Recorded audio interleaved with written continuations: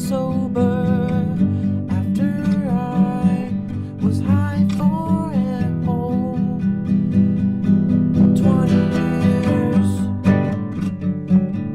Wanna be adored.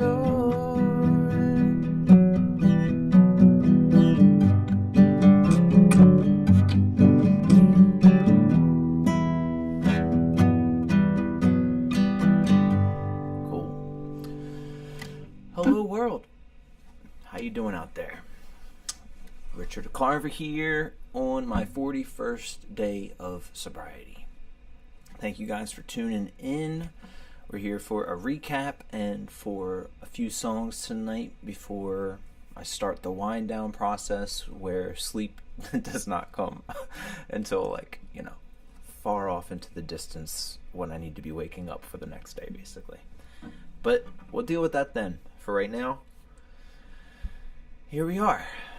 So thank you guys for watching this. Thank you all for your love and all of your support all throughout this. I hope you guys are doing good in your own lives and feeling good in your hearts. Let's jump into a quick recap.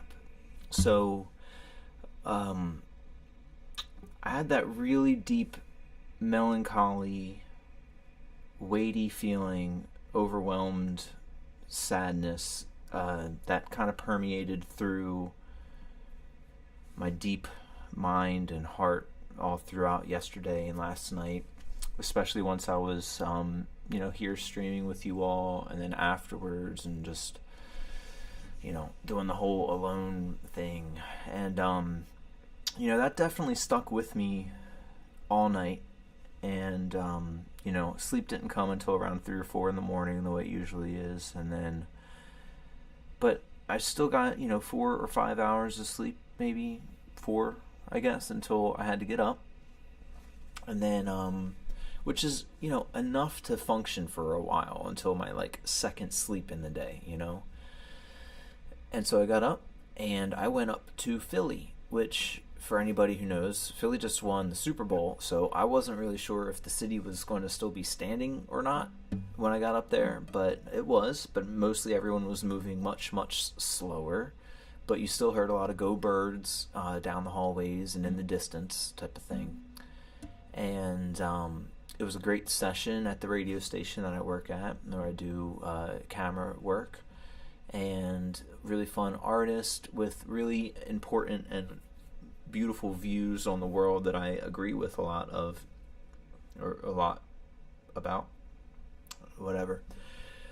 So it was nice to hear that person. I can't share it quite yet until the station puts that stuff out there, but we'll get there, And then after that, I went out to my car to see a parking ticket, even though I have the proper identification stuff on my car to not receive that ticket. And I had parked in front of my buddy George, who I've spoken to everyone about, and I was like, hey man, I parked in front of you, I thought. Did you move your car? And he didn't. They had towed my poor boy, even though he also was in the right spot. So I actually haven't gotten to speak with him yet. I hope that was not too bad. I'm sure it was some crazy expense because tow companies are wild. They actually just this past weekend towed my mom at a parking spot that said you can't be parked there by 8 a.m. basically, between the hours of 8 a.m. And she got towed, it was at 12 or 1, I think, is when they towed it, maybe 11, something like that. And their reasoning was because they want the cars out of there by 8 a.m., right before they open. But the night prior, 8 hours prior. So it's just really predatory behavior with tow companies, and it's really sad because we're all in it. We're all squeezed dry a lot of the time, and I'm not about that type of stuff. So sad to see that people do that, One time, I had gotten towed when I was at the beach. This is so long ago. This is while I was still in college. I was in my mom's car. Well, it was her, not in it, But I was at the beach visiting friends who had a beach house down there. I was having a great time. I had it parked where all these other cars were parked along, it's a residential area, and it's just, it's a very college town. It's where everybody in the state goes over the summer, basically. All the college kids get houses down there. And it was, I forget what trip, but some fun guys were involved, and I, had just partaken in them, and then had decided I needed to go to the car to get my wallet in case I needed it, throughout this trip. And I remember I was like, all right, I'll get to the car real fast, and then it'll be kind of setting in, and I went to go look for the car, and it was going, all the stuff in it, and it wasn't like I was a seasoned cosmonaut at that point in time. I saw a police officer down the street, and I walked up to him and told him that my car was stolen, and he said no, it was towed. I watched it get towed, and they said I was parked too close to a stop sign, but it was like way down, cars down. It was, it was just a way to get it towed and get money. But as I was speaking with the cop is when it was setting in, and I remember that it's like the world around him kind of disappeared, and it was just him, and he was like a teacher type, authoritarian, cartoonish type figure. It was basically like, all right, now this is what you gotta do, and proceeded to tell me where this tow company was, where my car was, what lot it was, and everything. And I just could barely hold on to the details of it, but I knew that it was miles away, and my trip was just beginning. So I didn't want to talk to him for too much longer anyway. And I was doing that with a friend of mine, Jeremy, and so we made an entire journey to go get my car back, and instead of walking on the streets, we just walked a few blocks over to the actual beach and used the beach to walk these miles all the way to where the tow company would be. And it was a wonderful time. It was awesome. And by the time that we got there, I had finally gotten to that point in the trip where it's like a bit, you can get on top of it a little, so, dealing with paying money, getting it out of there and everything, it was like the gold at the end of the rainbow type of thing, treasure at whatever it is. But then we had to get it back. So that was the process too. But either way, tow companies, boo, not fun. Sorry if anybody has to deal with their own stuff. But I remember walking on that beach on that trip, and I still to this day had one of the most impactful, incredible things that makes you wonder about the world that we live in and what is it exactly. Because we were walking, and I had a walking stick, and it was this amazing beat that was happening, and there was a beach ball being hit, and the volleyballs being hit, and then the squawk of the seagulls, and the talking of people and laughing, and the waves coming in, and it was the most perfect song. It was incredible. Everything fit in the exact moments of swelling and perfect beats, and I'll never be able to recreate anything like that, but it's not the only time those perfect timings kind of hit. And I don't know if your mind is just like working so fast that you can observe it, or if you're imagining it, But another amazing time, it was also on a trip, and I was across the street from my house where I am now. Now, I'm really thankful for the area that my place is. I actually have across the street over here is state property, and it's like a big impoundment. They call it's like a lake, a man-made lake, but it's huge. It's with all of the dredged spoils of a canal that was made. So there's like a ton of dirt built up, and they just made a ring of it. But that was, 80 years, not 100 years ago that they did that. So now it's, beautiful. It's just like a really cool area. A lot of nature with paths and levels. A lot of people call it the levels, or the levees, I'm sorry. And so because of the dredging, it's like Earth is not all one medium. There's like, rocks and clay, there's some sand in it. So that's another interesting thing that is across the street is there's this giant sand area. It's like you're almost in a desert all of a sudden, but it was just prior to that was hardcore trees and marshiness. So it's like you can get to go through everything. Either way, I remember being over there and hearing all of the little peepers, all the little frogs and everything, and it was like when you're just listening, usually it just sounds like a mass sound of frogs doing their thing, right? But in that state of mind, it was amazing because you can hear that every one of them gets done right as the next one begins, and there's these spaces that each one is filling, and there's never a time where they're like, or at least around the central area, they're not overlapping. They're all kind of like waiting their turns, and it's like very rhythmic. And then of course like distance happens, and like they, I'm sure they're not fully involved, but I feel like in the animal kingdom they probably do allow for space in some ways, because otherwise it would just be a total cacophony and they can't really hear over each other. But it was a neat observation. So there's that.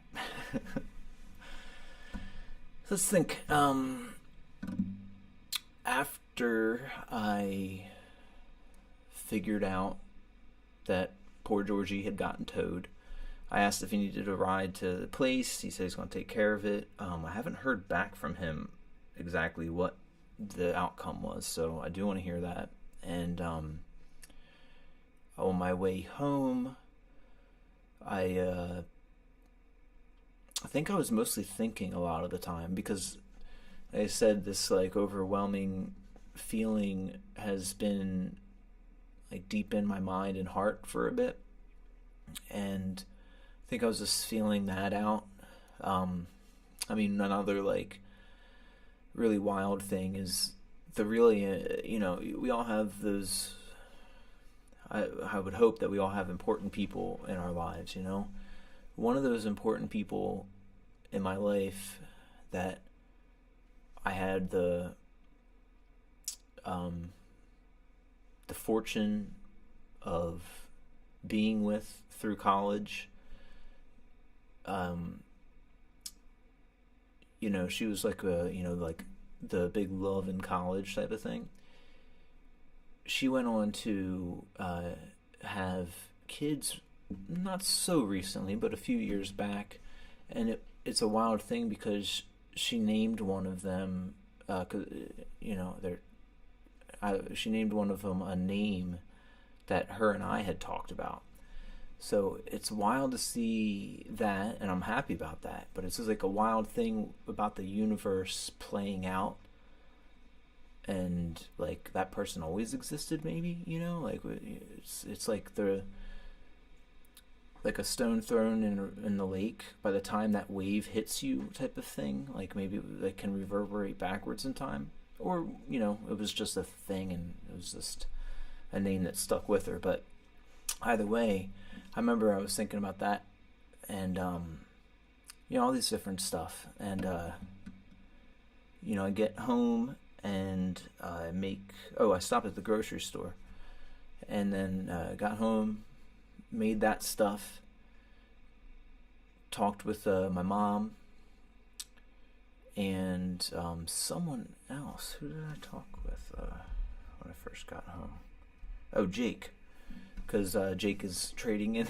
We had talked about Jake finding like the one drum set, and he's realized it's not his one, but he found the other one, which was at the same guy's house that he got that set from. So he's going to work on getting that one and selling the one he just got, which I'm all for. Like whatever one you feel connected to, it's fantastic.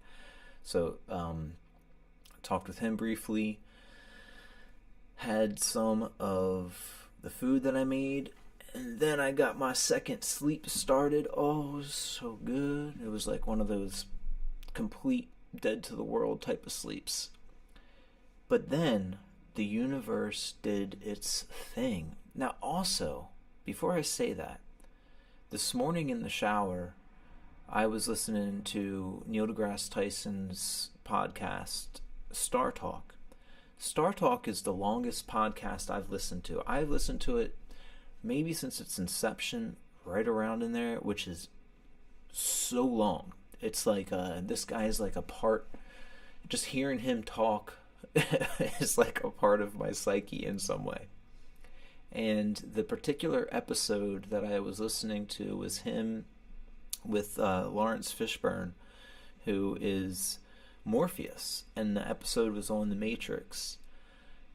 I mean, we don't really have any confirmation really whether or not we're in, the whole simulation thing. I think it's like either we are not there yet.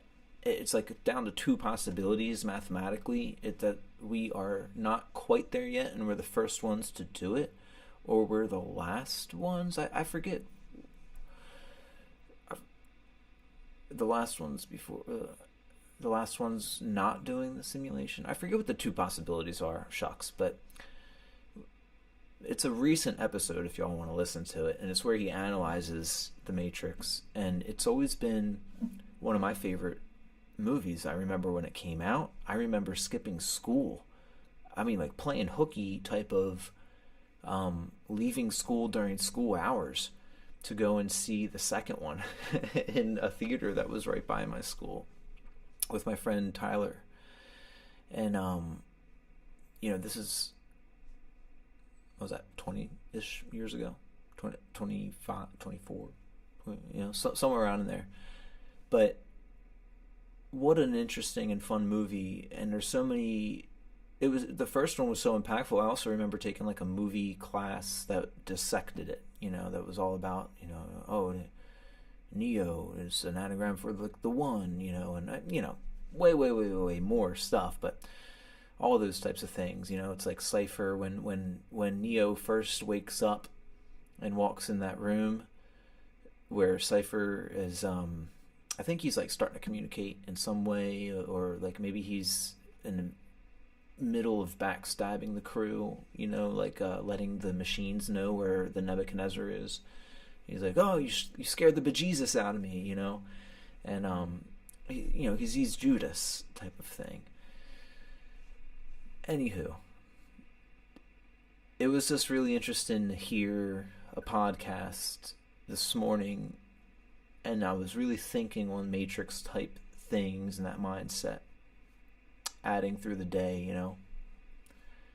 and then when I get home and I take that nap where I'm becoming like really deep in it, something started to pull me out of it, and right then my phone starts buzzing, and it was like in my pile of clothes that I have unfolded, from the dryer, and a big pile on the couch, and I like to nap on the couch, and but I heard the buzzing, and I can't really find the phone right away, and I'm also kind of like dreamish still, and like I grab a phone, and it is one of my brothers, one of my best friends in life, Greg. I love him so much, and he's just, I think, the best drummer I like in the world. I love him. He's just so good, and he knows that I'm on this journey of sobriety, and it's something that he's also on, and we're very much in tune with each other in that way, and he's had some really hard experiences as well that we can relate to each other on, and especially in this substance abuse path that we've unfortunately also been on. And it's like he just knew, he called me, and I haven't heard from him until it was like the first few days that I started this sobriety path. And it was just really good to hear from him because I really needed that, And but as I was like trying to get out of that mindset, I was like, all right, let me get my mind right before I answer it. The phone call ends. So I'm like, shucks, but I take a couple minutes to gather myself. I call him back 4 minutes later, and but he doesn't answer. And at that point, I'm like getting up. All right, let's do some things. And then he calls back maybe 10 minutes after that, and he was on the phone with one of my other best buddies, one of my other brothers in life, Webb, which was his birthday yesterday. And so I got to speak with him, and such awesome thoughts and advice. And he even shared a podcast to me after that, which was a Ram Dass podcast, which is just so awesome that we can talk about Ram Dass together. And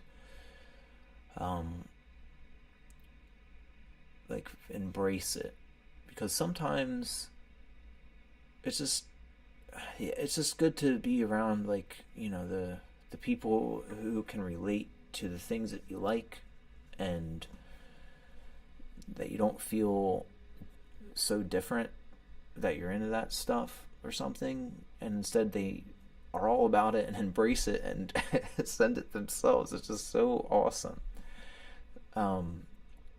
So what a great conversation, and that was a good long one, really good and recharging. And from there, I called my buddy Webb, and he let me know, because he also just had a baby, and he was doing daddy things, so he couldn't talk. But I sent him a happy birthday message of like a video. And then after that, I texted with another one of my best buddies in the world, Will, and that was wonderful. Sent him a video. If I can't see people, a lot of times I'll send them videos, because that's a way that we can be in each other's life in some way. So that was great. And then I FaceTimed my buddy Tom, and Tom was just sitting down at dinner, so he said he hit me back. So I did a few things. I went on the Discord, and I saw a whole bunch of my buddies in there. My buddy Jake and his group of friends that we call the Squad. And so I got to catch up with all of them. And then, which was a bunch of people in there. And then after that, I was about to get a shower, right before the stream, really. Well, that was hours ago at this point, but that was the intention. And then Tom calls me back on FaceTime, and so we had a great catch up on there. And then I got my shower, and then that's not too far from when I hopped on here. But it's just really interesting how just these conversations with friends can really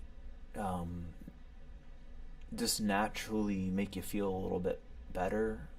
Even if it's not finding answers to things, it's just good to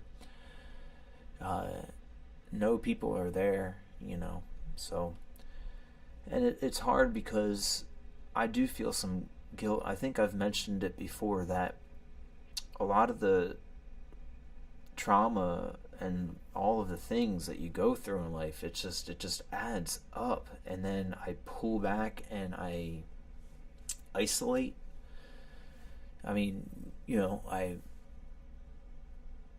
don't intend it. It's not like I don't want to speak to people. It's that I don't even know how to begin sometimes. And then time passes. And then that means that I am not being part of a community for that other person. And that's not my intention. I feel bad about that stuff. So that is a big part of my sobriety journey that I want to work with, is that reaching out, or just being there and just talking and being me, and not ducking away from everything and just being a recluse, a hermit, is something I want to work on. And so today felt like I had a win in that category a bit. So I'm happy about that. And I think that's the full catch up of the past 24 hours since I was on here last night, mixed with some stories. But let's see, for tomorrow I'll be going to work up in Wilmington, and this is my other boss, I'll be seeing my mom, which will be great. And I'll be looking forward to, getting this day on, really, I'll be okay. I'm looking forward to having energy for it. I really hope that I do. It's 1 a.m. where I'm at now, and I'm not tired, so we'll see when sleep comes. I think what I'll do is after this stream, I'm going to have another meal, and maybe that's going to help make me sleepy. That'll hopefully do some things. So there we are. Tomorrow I'll check in and maybe have some other good stories of what, maybe the day will have some other things happening.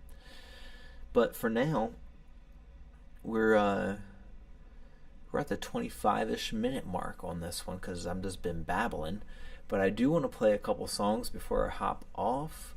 The first song that I was playing was I Want to Be Adored by the Stone Roses.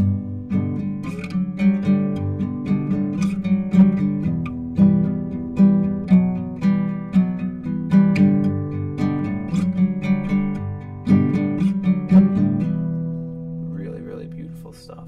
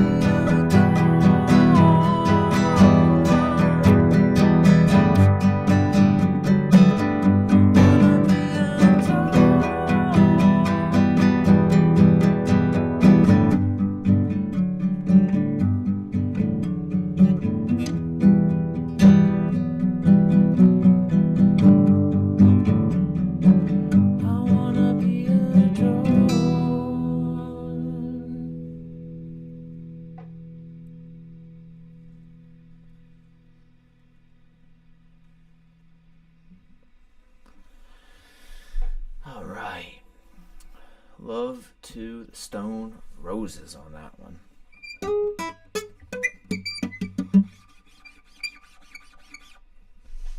All right, let's do. I'm gonna try this. We'll see. You guys know I guess I'm into butchering songs on live stream. You know, I will put up ones where I make it all the way through some songs sometimes. Well, you know, I Want to Be Adored, I kind of did on that one. And sometimes I do throughout. You have to find them throughout the live streams. But I am going to put some actual standalone videos.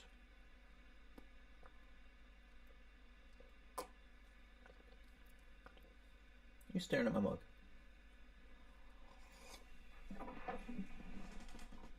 All right. Let's see how this goes. I think something needs to get a little toony in here. I'm just going to try.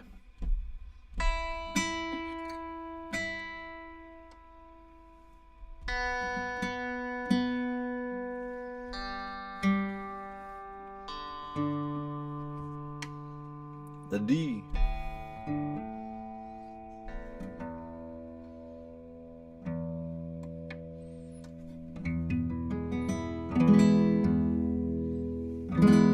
Nice, we're there.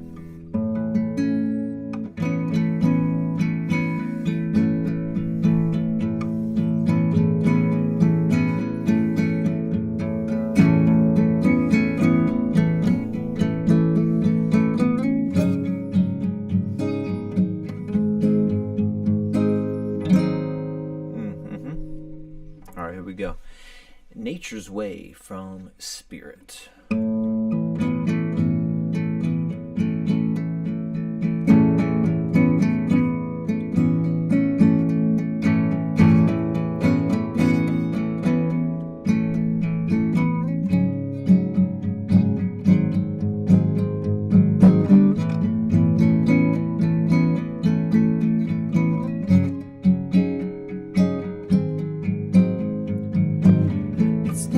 Way of telling you something's wrong. It's nature's way of telling you in a song. It's nature's way of receiving you. It's nature's way of retrieving you. It's nature's way of telling you something's wrong.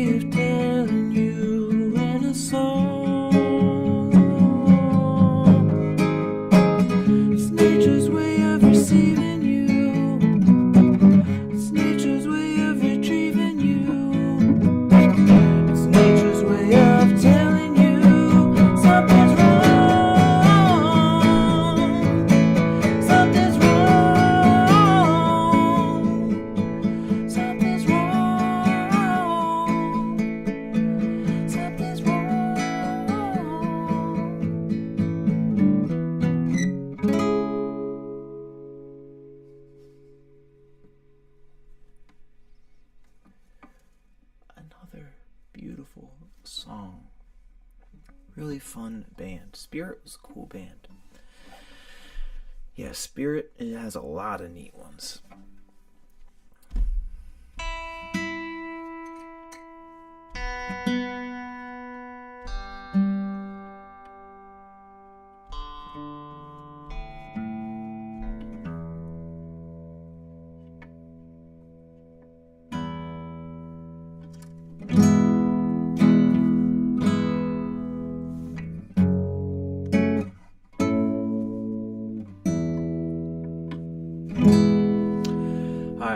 last one for the night. Let's do another Badly Drawn Boy song, since we did Badly Drawn Boy last night, and I think the night before, because why not?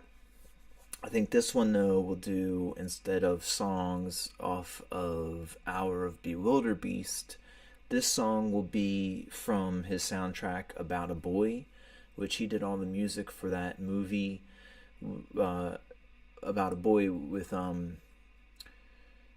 his name's why am I thinking Pierce Brosnan? It's not Pierce Brosnan, is it? I forget the guy's name.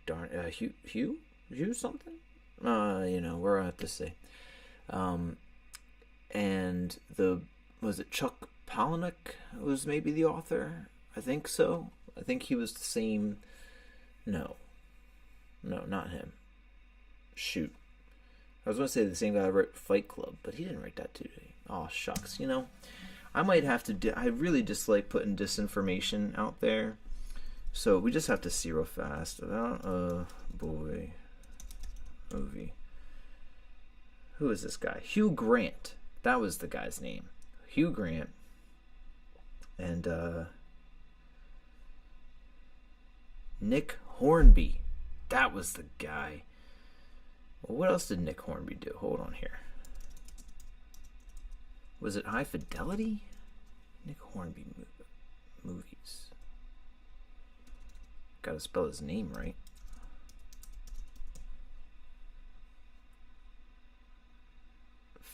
High Fidelity. About a Boy, Fever Pitch, High Fidelity, Juliet, A Long Way Down. So anyway, I was, and still am, into High Fidelity's movie. I watched that movie so many times. Very quotable. If you haven't seen it, check it out. It's awesome. Has Jack Black in an early role in it, and John Cusack and all. And I always remember Jack Black's line, like, "You're wearing a Cosby sweater, before he gets attacked. But awesome movie. Probably messed with my perceptions on life in some way. Probably, I don't know. A lot of movies do, though. I think, like, growing up, you think that movies and songs are reality, and then you realize, like, it's a bunch of storytellers out there, which is fine. But as long as you don't self-experiment too much and mess with your own life. But anywho, Badly Drawn Boy was asked to do the soundtrack for this movie, and he did a great job. And this is the title track of it. Oh no, it's not. This is Something to Talk About. It's not About a Boy, but he says it in there, so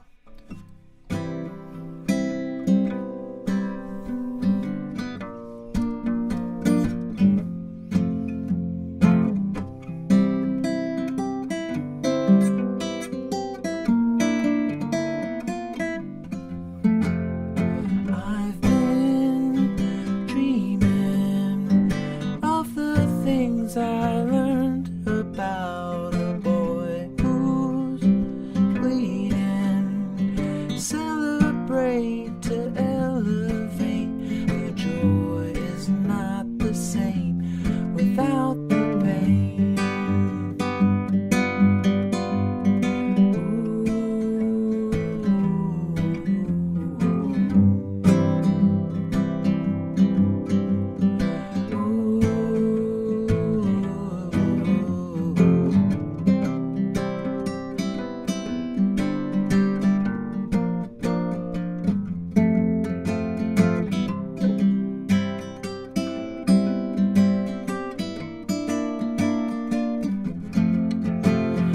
Ipso facto, using up your oxygen.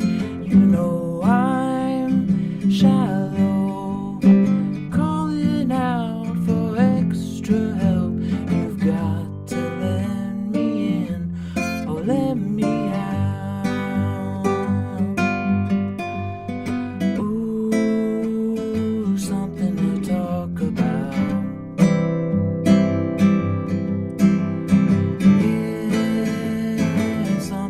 Talk about.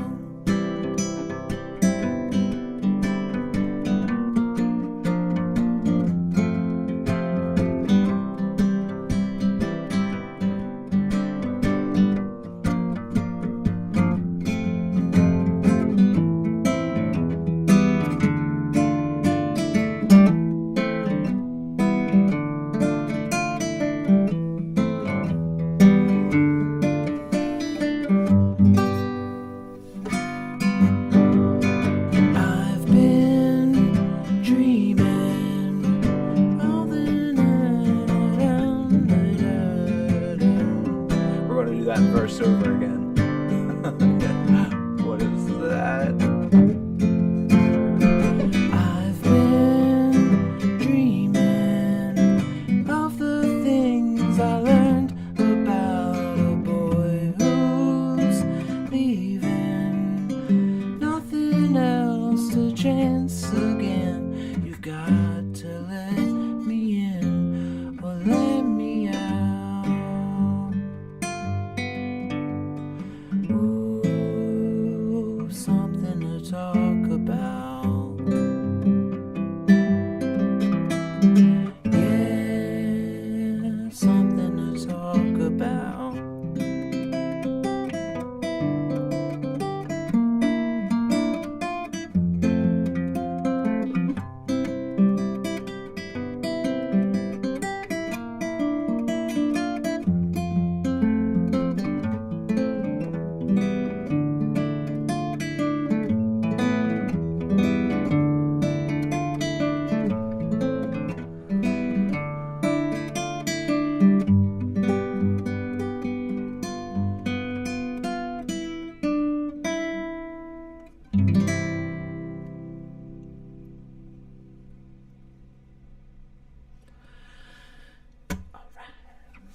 Made it through.